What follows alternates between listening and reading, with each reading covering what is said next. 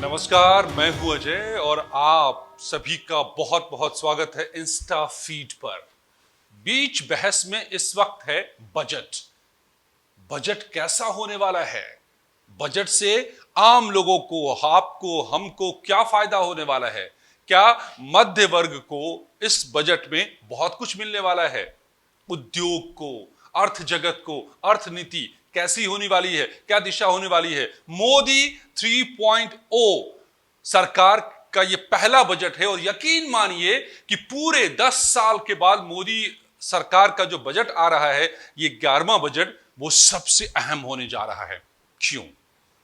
वजह इसकी है, क्या अब तक पूर्ण बहुमत के साथ जब सरकार चला रहे थे, डिपेंडेंसी नहीं थी सहयोगी दलों पर, तो जो मन किया, जैसा मन किया वैसा बजट बनाया, वैसी नीतियां बनाई। लेकिन अब जब सहयोगी दलों की भी सुननी होगी और नाराज जनता को भी बनाना होगा, नाराज वोटर को भी बनाना होगा, तो फिर यह बजट मजबूती वाली होगी, जो अर्थव्यवस्था को आगे ले जाएगी, देश को तरक्की के रास्ते पर ले जाएगी, देश की अर्थव्यवस्था को दुनिया में तीसरे नंबर पर ले जाएगी, या मजबूरी वाला बजट होगा जिसमें सबको खुश करना होगा?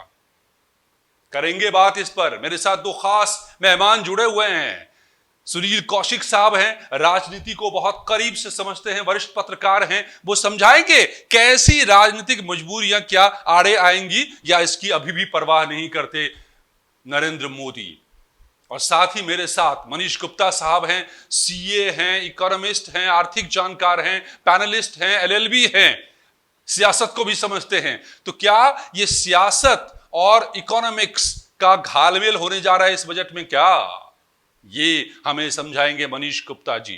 दोनों से बात करूंगा मैं, लेकिन एक बात आपको मैं बताऊं कि क्या कोई जादुई रास्ता भी हो सकता है मोदी जी के पास, जिससे नाराज भी सध जाएं और इकोनॉमी भी आगे बढ़े? एक उदाहरण देता हूं मैं। 1980 के दशक में आर्थर लाफर साहब थे, अमेरिकी इकोनॉमिस्ट। उन्होंने एक थियरी दी थी, लाफर कर्व के नाम से जिसको जाना जाता है। उन्होंने एक बात बताई कि आप टैक्स ज्यादा लेते जाते हैं तो इसका मतलब हमेशा यह नहीं होता है कि गवर्नमेंट का जो रेवेन्यू है वो भी बढ़ता ही जाएगा। यह दरअसल 1980 के दशक में अमेरिका में हुआ, जब रोनाल्ड रीगन की सरकार बनी। उस वक्त काफी टैक्स हुआ करता था, लेकिन फिर भी गवर्नमेंट के पास काफी पैसे नहीं थे अमेरिका में कि वो विकास के कार्य कर सके। तो फिर ऐसे में आर्थर साहब की नीतियों पर आधारित बजट लेकर आए और नीतियां लेकर आए रोनाल्ड रीगन, जिसको रोगोनोमिक्स भी कहा गया। क्या था इसमें? इसमें किया गया कि ठीक है, हम एक सीमा से ज्यादा टैक्स नहीं लगाएंगे। और क्या हमारा रेवेन्यू यानी कमाई सरकार की कम हो जाएगी? क्या नहीं कम हुई, बल्कि बढ़ती चली गई। क्या ये जो लाफर कर्व है वो यहां भी काम आ सकता है, भारत में भी काम आ सकता है? क्या मोदी साहब के लिए जादुई नुस्खा बन सकता है? मध्य वर्ग बड़ा नाराज है, क्या आपने हमारे लिए कुछ किया ही नहीं, लगातार हम वोट करते रहे आपको? ये बात कहीं ना कहीं से मोदी जी साहब ने कहा भी है कि मध्य वर्ग के लिए कुछ काम करना है सरकार बनाने के साथ ही उन्होंने कहा। तो क्या इस बजट में मध्य वर्ग के लिए बहुत कुछ होने वाला है? निम्न वर्ग लोगों के लिए, नौकरी पेशा लोगों के लिए बहुत कुछ होने वाला है? टैक्स में राहत मिलने वाली है? जो छूट की सीमा है उसको बढ़ाया जाएगा? ये वो तमाम सवाल हैं जिसका जवाब अगर लाफर कर्व से ढूंढा जाए तो सरकार ढूंढेगी क्या कि जिससे लोगों पर टैक्स का बोझ भी कम हो, वो पैसा मार्केट में आए, जैसा कि बाजार भी चाह रहा है। खरीदारी में कमी आई है, लोग परचेज कम कर रहे हैं पैसा होने के बावजूद, क्योंकि भरोसा नहीं है कि कल को क्या होगा। तो ऐसा, या टैक्स इतना देना पड़ रहा है कि पैसे बच नहीं पा रहे। तो क्या टैक्स के बोझ को कम करेंगे, वो पैसा बाजार में आएगा, लोग सरप्लस पैसे को खर्च करेंगे और इससे बाजार में तेजी आएगी। ये वो तमाम सवाल हैं जो इस बजट के सामने हैं, सियासत से लेकर इकोनॉमिक्स के। आइए समझते हैं एक एक गुत्थियों को। सबसे पहले मनीष गुप्ता जी, हमें ये बताइए, टैक्स को लेकर के बड़ी बातें हो रही हैं, आप क्या उम्मीद करते हैं इस बजट से? देखिए, आपने पहले कह दिया उम्मीद क्या करते हैं।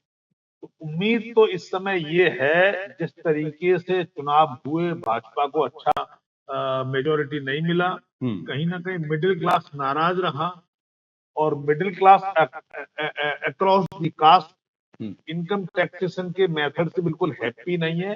पिछले 7 8 9 साल से इनकम टैक्स की स्लैब में कोई चेंज नहीं हुआ। मामूली राहत उन्होंने नई रिजीम के द्वारा देने की कोशिश की, जिसका नतीजा ये निकला कि आज टैक्स सबसे इम्पोर्टेंट टॉपिक बन चुका है। मैं समझता हूं आज की डेट में न्यू टैक्स रिजीम में 7 लाख तक की इनकम पे टैक्स नहीं, लेकिन अगर कोई 7 लाख से ऊपर चला जाता है तो टैक्स लग जाता है। मुझे लगता है सरकार को ये लेवल बढ़ा के 10 लाख तक ले जाना।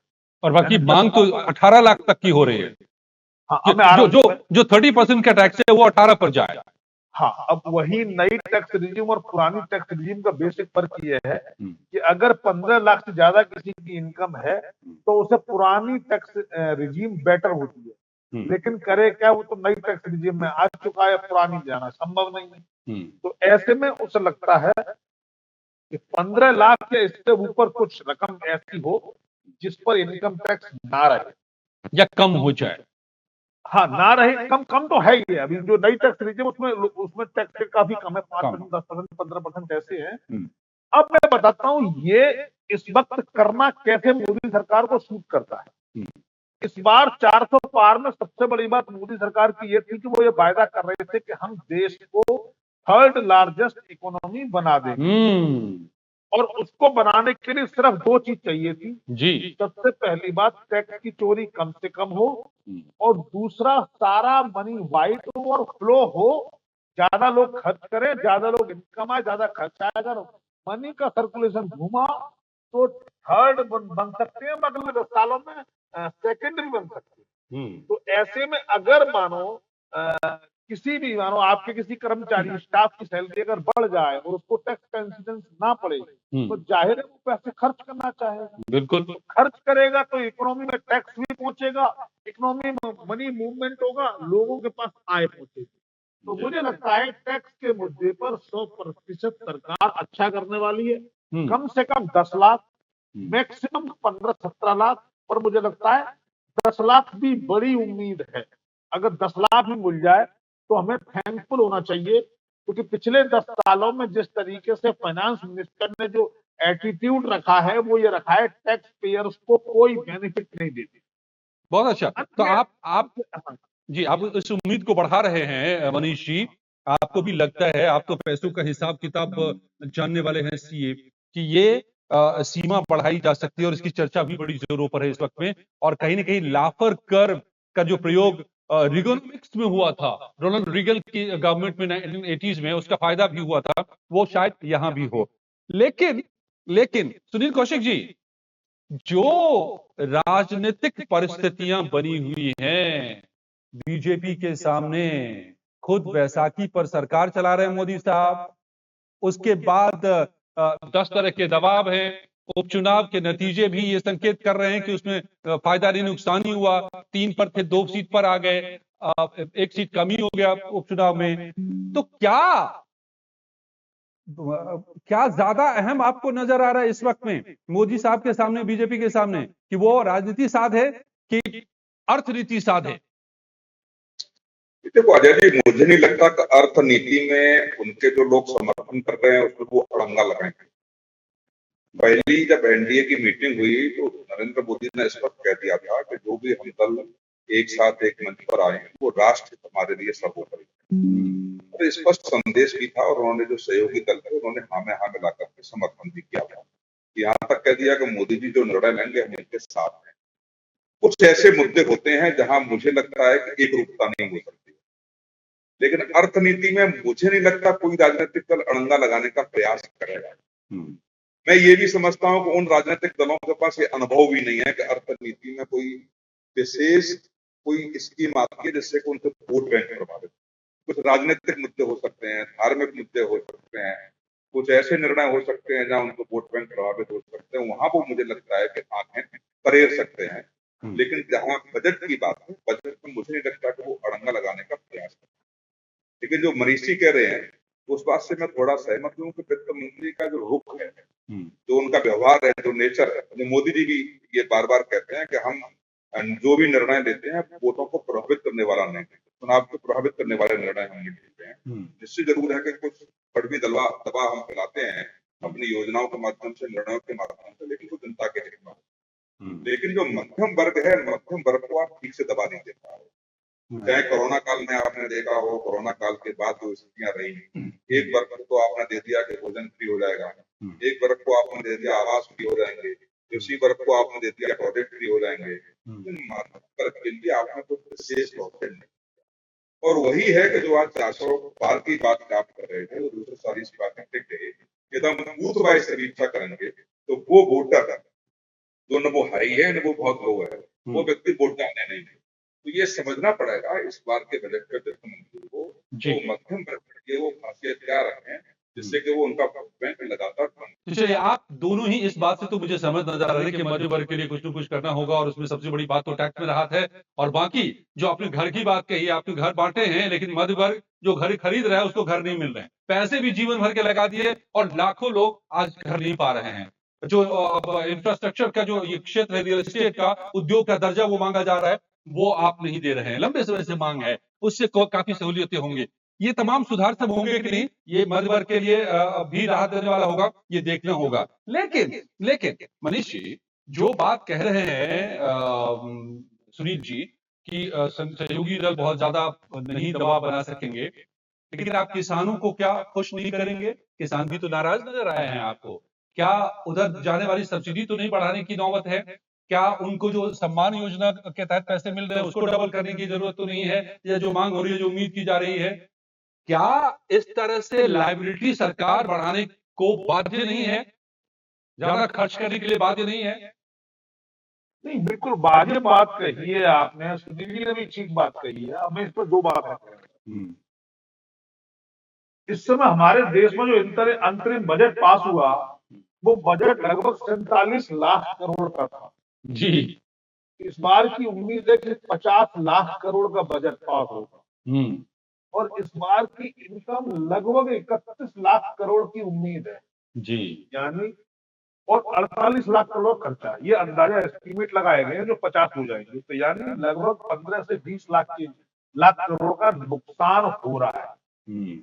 ये तब है जब जीएसटी का रिकॉर्ड तोड़ कलेक्शन हो रहा है। यानी इस देश को सच्चाई ये है, दोनों तरीके से बहुत धन की जरूरत है। धन की जरूरत ऐसे भी है कि गरीबों के लिए कुछ होना चाहिए। मानो अगर खटाखट योजना पर राहुल गांधी को वोट मिल जाते हैं, तो कहीं ना कहीं हमें इस सच्चाई को स्वीकारना पड़ेगा कि लोग बेचैन हैं, उनको राहत चाहिए, करने की जरूरत है। बुलेट ट्रेन बन रही है, बहुत अच्छी बात है। ये बुलेट ट्रेन बनने से बाकी ट्रेनों पर दबाव घटेगा, लेकिन हर एक ट्रेन में जनरल के 8-8 डब्बे 6-6 डब्बे और होने चाहिए। बिल्कुल। अगर वो होता है तो भाई लोग कहते हैं कि इकोनॉमी हो गई, इकोनॉमी सेकंड थर्ड लार्जेस्ट हो गई, सेकंड हो गई, हमें क्या मिला? तो नहीं, यही बात है कि जो आप कह रहे हैं कि 5th लार्जेस्ट इकोनॉमी तो हम हैं, लेकिन पर कैपिटा इनकम की बात करें तो दुनिया में 136वें नंबर पर है। तो मतलब आप बड़ी इकोनॉमी तो बन रहे हैं, लेकिन उसका फायदा लोगों को मिल रहा है क्या? लोगों की कमाई बढ़ रही है क्या? अब जनता यही पूछती है कि मुझे क्या मिला? कहीं ना कहीं सरकार को देना भी पड़ेगा। अब एक और बात है, एक इकोनॉमी के साथ एक जनरल टेंडेंसी ये है कि जिस व्यक्ति को जो मिल जाता है वो उसको भूल जाता है। अभी आपने लाभक कर्ज की बात करी, तो इससे ही मिलता जुलता एक कानून है, नियम है उपयोगिता ह्रास नियम, है ना? तो जैसे जैसे आपको चीजें मिलती चली जाती हैं, आपको सामने वाले की उपयोगिता घटती चली जाती है। यानी जितना इंफ्रास्ट्रक्चर में डेवलपमेंट हो गया जी, वो डेवलपमेंट, सड़कें बन गई, इंफ्रास्ट्रक्चर बन गया, रेलवे बन गई, एयरपोर्ट बन गए, वो तो कहता ये तो हो गया, अब आगे क्या बताओ? अगला तो सरकार को इसका मतलब है कि जनता को डबल तरीके से देना है। एक तो इंफ्रास्ट्रक्चरल डेवलपमेंट में देना है, ठीक है, दूसरा निजी तौर पे भी देना है। ठीक है। मैं आपसे ये समझूंगा कि सवाल ये है कि अगर पर कैपिटा इनकम बढ़ाना है, जनता तक पैसे पहुंचाने हैं, तो उसका भी रास्ता क्या वही है कि पहले आप आर्थिक मजबूती हासिल कीजिए, इकोनॉमी के साइज को बढ़ाइए, और तब जनता को भी उससे मिलेगा। लेकिन इससे पहले सुनील कौशिक जी, ये जो लोगों की उम्मीदें हैं, बेचैनी है, जिसका जिक्र कर रहे हैं मनीष जी, क्या ये सरकार को, भले नीतीश बाबू छोड़ दें, भले चंद्रबाबू नायडू साहब नहीं दबाव बनाए, लेकिन जनता तो नहीं छोड़ने वाली ना, जिन्होंने इस बार वोट कम दिए हैं? अजय जी कोई निर्णय लिए जाते हैं, जैसे आपने किसानों की बात की, गरीबों की बात की, फिर ऐसा कोई निर्णय जैसे टैक्स में छूट की बात हो, तो कोई राजनीतिक दल आड़े हाथ थोड़ी आएगा, तो स्वागत करेगा उसका। मैंने कहा कि जो भी दल समर्थन कर रहे हैं वो उसका विरोध करेंगे जहां आप राजनीतिक ऐसे मुद्दे हैं जहां उनका वोट प्रभावित हो रहा है। तो अब निर्णय तो वित्त मंत्री जी को करना है। जैसे मनीष जी ने कहा धन की बहुत आवश्यकता है दोनों तरफ, तो कहां से लाएंगे? जब जीएसटी रिकॉर्ड करेक्शन हो रहा है, उसका 2.25 करोड़ के आसपास पहुंच गया लगभग, तो अब पैसा तो है आपके पास आ रहा है। जैसे हम लोग कह रहे थे कि जीएसटी लागू हो जाने के बाद रेट एक जैसी पूरे देश में हो जाएगी, नहीं हुई। समीक्षा कौन करेगा इसकी? आज हम नोएडा में बैठे हैं, नोएडा में भी आप देखिए एक ही कंपनी का एक ब्रांड मॉल में जाके देखेंगे तो कोई और उसका दाम है, किसी शॉप पे जाके लेंगे तो कोई और दाम है। या पानी की बोतल की आप बात कर लीजिए, जूस की बात कर लीजिए आप। तो जो भ्रम फैलाया गया था, जहां जनता का समर्थन मिला कि जीएसटी लागू हो जाने के बाद मतलब जो टैक्स है या जो रेट है बिल्कुल एक जैसी हो जाएगी, चाहे यूपी से खरीदिए, चाहे गुजरात से खरीदिए, चाहे दिल्ली से खरीदो, चाहे आगरा से खरीदो, लेकिन नहीं हुआ ऐसा। तो इसकी जो जो आपने निर्णय पहले लिए हैं उसको, उसके पीछे जो लूप होल है उसको कौन भरेगा? जैसे मरीज जी ने कहा पैसे की आवश्यकता तो है, लेकिन जो लूट रहे हैं, अगर मरीज जी आते जीएसटी चोरी पे कितने लोग पकड़े गए? तो आप इस बात से सहमत हैं? मैंने इसका जवाब में मनीष जी से लूंगा, जो आप सवाल उठा रहे हैं कि आपके सुधार भी कितने सुधार हैं, दरअसल कितने कारगर हो रहे हैं और इसके लिए क्या सरकार कर सकती है, मगर आप इस बात से मुतमईन लग रहे हैं मुझे सुनील जी कि सरकार दबाव में नहीं है, चाहे वो जनता का हो चाहे सहयोगी दलों का हो। हाँ बिल्कुल, मैं इस बात को मानता हूँ कि ऐसे निर्णय लिए जाएंगे वहां कोई भी साथी आपका विरोध करने की स्थिति में नहीं हो, पर ये सरकार को देखना है, प्रधानमंत्री को देखना है, वित्त मंत्री को देखना है कि भरपाई कहाँ से करेंगे। जनता को राहत देखने के बाद भरपाई आपके पास कहाँ से होगी? मध्यम वर्ग के लिए आप लेके क्या आएंगे?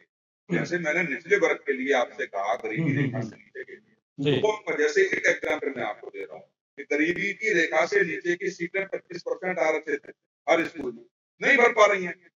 उत्तर प्रदेश में 1 लाख से ज्यादा सीटें हैं, भरेगी 24,000 सीटें हैं, 70,000 से ऊपर जो लूट रहे हैं सीटें, उनकी समीक्षा कौन करेगा?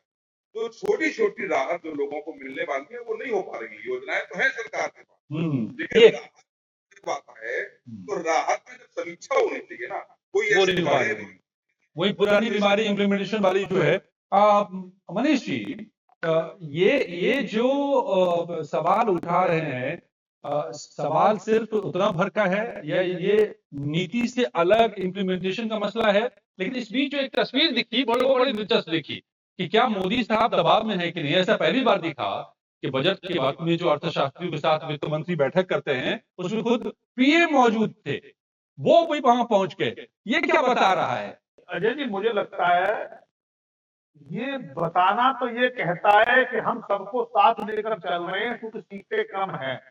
लेकिन अगर कोई ये कहे कि मोदी जी दबाव में है तो इसे मैं एब्सोल्युटली स्वीकार नहीं करूंगा। मोदी जी दबाव में इसलिए नहीं है, उन्होंने एक भी डेजिग्नेशन में चेंज नहीं किया। मुख्यमंत्री पद सब उन्होंने वही रखे, लोकसभा अध्यक्ष वही रखा, पैटर्न वही रखा, काम का तरीका वही रखा। वो ये बताना चाहते हैं कि विकास की प्रक्रिया उसी तरीके से चलेगी। नहीं तो ये आपको नहीं लगता कि 303 से 240 पर जब बीजेपी आती है, अब तक आप बेरोक टोक अपनी नीति बनाते थे, अब कहीं ना कहीं आपको नीतीश कुमार जी के मांग को भी सुनना है, बिहार को विशेष राज्य के दर्जे की भी मांग की बात करनी है, और 7-8 बिलियन डॉलर कितना मांग रहे हैं नायडू साहब, वो भी आपको दे रहे हैं। तो क्या ये सब दबाव नहीं है? क्यों नहीं है? क्यों नहीं है? बिल्कुल दबाव होगा, लेकिन दबाव में आने वाले नहीं है। हाँ, अगर उन्हें लगता है कि बिहार को और नायडू साहब को कुछ देने से देश का भला हो रहा है तो दे भी देते, सरकार चलती रहे। अरे जिंदा रहेंगे तो कुछ काम करेंगे ना, सरकार ही नहीं रहेगी तो क्या करेंगे? खैर, हालांकि मुझे लगता है कि सुनील जी की शिकायत ये है कि एक ही चीज का दाम एक जगह अलग है, दूसरी जगह अलग है, तो ये कैसे है? वो तो फिर समान होना चाहिए था। पहले के काल में 25 तरह के रेट होते थे, टैक्स के रेट। सेंट्रल का आ रहा है, चीफोम के साथ अलग। तो आप मानते हैं कि यस, जीएसटी से फायदा हुआ है, क्यों एक समानता आई है, लेकिन अभी भी अगर असमानता नजर आ रही है एक ही चीज के लिए, तो वो सवाल है इम्प्लीमेंटेशन का, या फिर स्थानीय तौर पर जो ये मसला हो जाता है प्रशासनिक। लेकिन आप अब मैं जल्दी कुछ चीजें मैं समझना चाहता हूँ अर्थशास्त्री जी आपसे मनीष जी, खासतौर से आपसे कि आपने बताया कि टैक्स में राहत की उम्मीद है, किसानों को लगता है कि फायदा कुछ मिलने वाला है इस बजट से, उस तरफ रुख होने वाला है? मुझे लगता है किसान सम्मान निधि में इस बार कोई चेंज नहीं होने वाला। कोई चेंज नहीं होने वाला आपको में एमएसपी पर कुछ निर्णय हो सकता है, एमएसपी पे कुछ? एक दो जिनसों पर एमएसपी सरकार दे सकती है, यहाँ दे या बजट के बाद दे वो अलग बात है, बट सरकार हिडन प्रोविजन जरूर रखेगी, क्योंकि एमएसपी के मुद्दे पर कहीं ना कहीं भाजपा को नुकसान हुआ है, और अगर पंजाब में भाजपा को प्रॉपर एंट्री करनी है तो एमएसपी करना ही पड़ेगा। ठीक है, उसके बाद जो चीजें हैं मैन्युफैक्चरिंग सेक्टर को अगर कुछ फायदा पहुंचाती है या रियल एस्टेट सेक्टर को, तो क्या आपको लगता है कि घर, मकान, टीवी, कार, मोबाइल, इन सब के दाम कम हो सकते हैं? देखिए, सरकार का एक प्रपोजल बीच में आया था जिसमें उन्होंने 12% और 18% की जीएसटी को मर्ज करके एक 15% या 16% का जीएसटी करने का प्लान था। अगर वो होता है तो, क्योंकि मेजरली जो आइटम है सारे 18% में है, अगर वो 18 से 16 होते हैं तो याद करिए 90 के दशक में 16% एक्साइज ड्यूटी होती थी, उसके बराबर आ जाएगा। अगर इतना भी आ जाता है तो इंडस्ट्री को बड़ा बूम मिलेगा। इंडस्ट्री पे, मेक इन इंडिया पे लगातार सरकार काम कर रही है, तो मुझे लगता है बजट में इसके लिए कोई एलोकेशन की जरूरत नहीं है।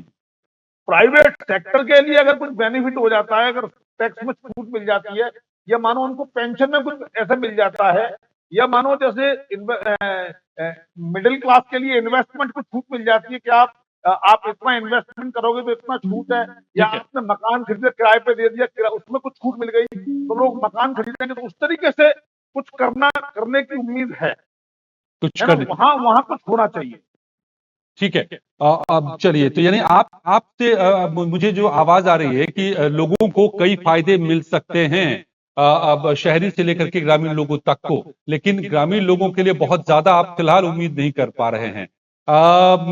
सुनील जी, आखिरी सवाल आपसे कि आपको भी क्या लग रहा है ये कि मोटे तौर पर सरकार कहीं न कहीं अपने रूठों को मनाने की कोशिश कर सकती है?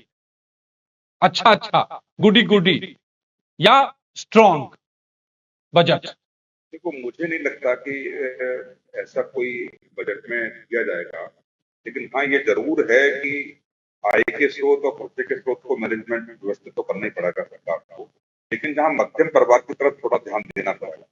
जहाँ आप फ्री की योजना दे रहे हैं, खाने की, राशन की दे रहे हैं, जहाँ 2 लाख करोड़ के आसपास खर्चा हो रहा है, मध्यम वर्ग का क्या था? बीच में आपने कोरोना काल में देखा नौकरी चली गई, फिर आपने देखा कि आधी तनख्वाह पे लोगों को नौकरी करनी पड़ी, मजबूर होकर फिर नौकरी करनी पड़ी। उसके बाद आपने तमाम चीजें देखी, 2 लाख तक का ब्याज दे रहे हैं आप, तो कम से कम 5 लाख तक का ब्याज मुक्त होना चाहिए। बहुत सारी ऐसी चीजें हैं ना, व्यवस्थित होकर के सरकार को मध्यम वर्ग को देखना पड़ेगा। मैं पिछले 10 साल की बात करूं तो आप उद्योगपतियों को बहुत दे चुके हैं, निम्न वर्ग को बहुत दे चुके हैं, केवल और केवल मध्यम वर्ग है जो पिछले 10 साल से आपकी तरफ देख रहा है कि क्या कोई ऐसी बड़ी योजना हो तो डायरेक्ट बेनिफिट उसको महसूस हो। देखो, आपने किचन में आप देखिए, किचन कहां से कहां पहुंच गया 10 साल में। जब सैलरी का स्केल देखेंगे तो बिल्कुल नहीं पाएंगे कि इतने % सैलरी किसी मध्यम परिवार के व्यक्ति की बढ़ी है। आमदनी के स्रोत देखिए तो आमदनी के स्रोत मुझे बढ़ते हुए दिखाई नहीं दे रहे। तो वही है कि खर्चे इतने बढ़ रहे, इतनी आमदनी नहीं है, तो वो जो बचत था, बचत खत्म होती चली जा रही है। वो सरकार को करना पड़ेगा, और ये एक ऐसा बजट होगा जहां मुझे लगता है जहां वोट प्रतिशत आपका कम हुआ, सीटें कम हुई, एक ऐसा आप संदेश दे सकते हैं, थोड़ी सी राहत दे सकते हैं, जिससे लोगों को लगे कि हाँ, सरकार हमारे तरफ की सोच रही है। तो आप दोनों की बातों से मुझे साफ नजर आ रहा है कि ये बजट मध्य वर्ग का बजट होने वाला है, उस पर फोकस बजट होने वाला है, और ये इत्तेफाक नहीं है, बल्कि बाजार के वो हालात है कि बाजार भी यही चाह रहा है, बाजार भी लगातार यही मांग कर रहा है इस बजट से कि आप मध्य वर्ग को मजबूत कीजिए। मध्य वर्ग कमजोर हुआ है, इसलिए बाजार में अंदरूनी कमजोरी पैदा हो रही है, और अगर ऐसा हुआ तो बाजार कोलैप्स कर सकता है, पूरी इकोनॉमी धराशायी हो सकती है। तो शायद जैसे हमारे दोनों मेहमान यही बता रहे, राजनीतिक नजरिए से भी और आर्थिक नजरिए से भी, कि इस दोनों ही पार्टों को पाटने का वो जादुई तरीका हो सकता है मध्य वर्ग को साधना, जिससे मध्य वर्ग भी खुश, बाजार भी खुश, और इकोनॉमी की रफ्तार भी बढ़ सकती है। तो क्या मध्य वर्ग का होने वाला है बल्ले बल्ले? आइए हम इंतजार करते हैं बजट का। तब तक के लिए इंस्टा फीड पर आप सबका बहुत बहुत धन्यवाद जुड़ने के लिए। अगर अब तक आपने लाइक नहीं किया है, सब्सक्राइब नहीं किया है, तो चैनल को लाइक कीजिए, सब्सक्राइब कीजिए और शेयर कीजिए अपने दोस्तों के साथ। बीच बहस में हम लौटेंगे और ऐसे ही मुद्दों के साथ। धन्यवाद।